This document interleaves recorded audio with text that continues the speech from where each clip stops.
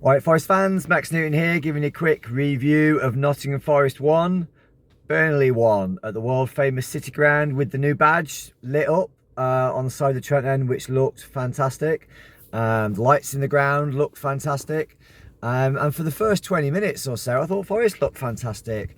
I thought there was some lovely interplay, the new formation, and Elanga and Hudson-Odoi both looked brilliant. There was a few times where Hudson-Odoi in particular looked like he was just gliding through their midfield and defence, and yeah, it looked brilliant. It looked like a matter of time. I thought perhaps could have been a bit more decisive finishing.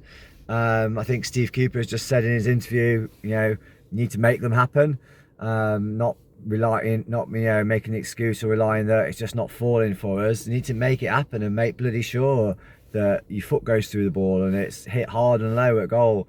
And then we let them back into it, I thought, by giving the ball away too much.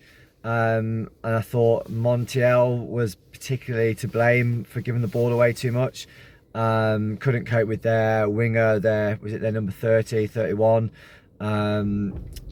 Too many fouls. There was the concession of 3 or 4 fouls in a similar position in our right back position that put pressure on us, and we had a warning where Turner made a really good save, and then they had a goal where they finished it well into the bottom corner, but it sort of felt like we'd lost control in midfield, and we had probably a man fewer in midfield than Burnley, and probably more than a man fewer because I think Sangare wasn't pulling his weight first half. He looked off the pace.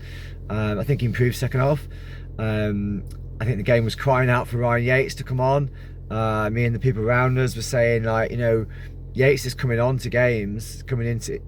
games and making a big difference in midfield, and then he's getting dropped, and we couldn't work out quite why he wasn't starting the game. So I think when Yates came on, we looked better. Again, Elanga, Hudson-Odoi, fantastic goal from Hudson-Odoi.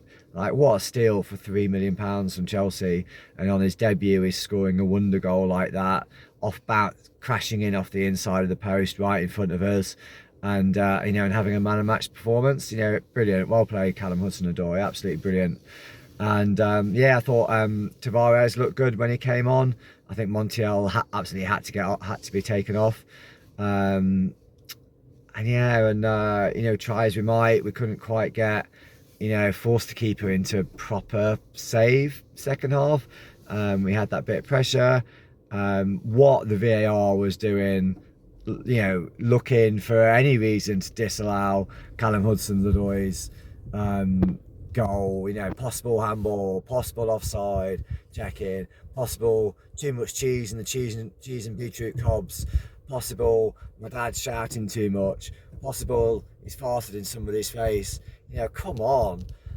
So we were calling VAR, and then about 10 minutes later we were cheering VAR because it quite rightly disallowed their second goal for handball. But that's twice this season McKenna's ran into one of our players trying to clear a ball down the inside right channel, and twice where he's conceded goals, and fortunate this time it's disallowed, but rightly disallowed.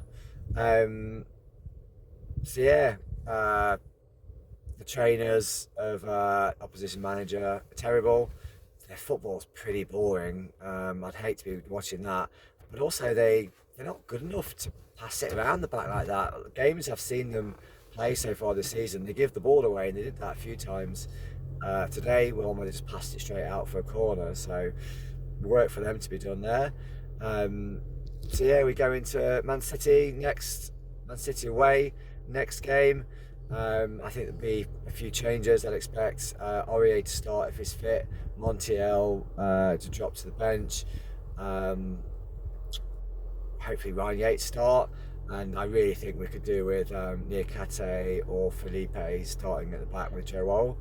But in the end, we didn't lose the game. We kept Burnley at arm's distance from us, because I'm still looking down that table with teams behind us. We moved into 8th place, which is probably the highest we've been in 25 years in the English football pyramid. You know, we're accumulating points and we go on. So yeah, come on, you Reds.